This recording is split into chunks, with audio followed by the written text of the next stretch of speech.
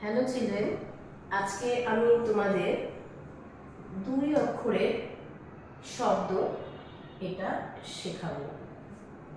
কিভাবে হয় তোমরা দেখছো না, পেজ নাম্বার 6। এটা হলো অ থেকে ছ পর্যন্ত এই বর্ণগুলো দিয়ে শব্দ গঠন, এবং সেখানে কটা বর্ণ থাকবে? দুটো বর্ণ।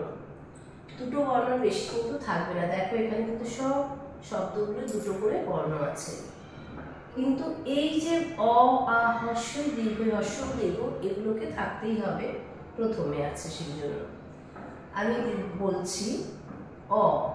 অ দিয়ে কি? অজ, দুই বর্ণ যেহেতু, অ আর বর্গজ অজ।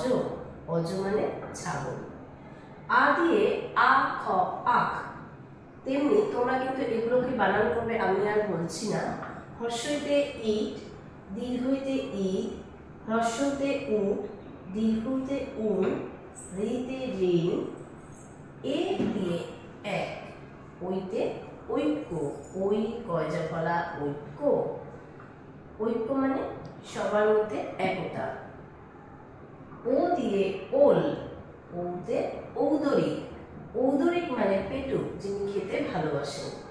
কয়ে কল, ক্ষয়ে খড়, খড় নয় শূন্য, খড় ধান গাছ শুকিয়ে গেলে যে শুকনো গাছটা থাকে তাকে বলা হয় খড়। গয়ে গম, ঘয়ে ঘর।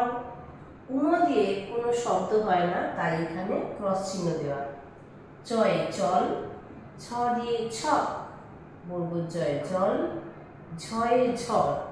ইয়তে কোনো শব্দ হয় না, তাই এখানে ক্রস দেওয়া রয়েছে। তাহলে তোমরা দুই বর্ণ দিয়ে শব্দ গঠন শিখবে।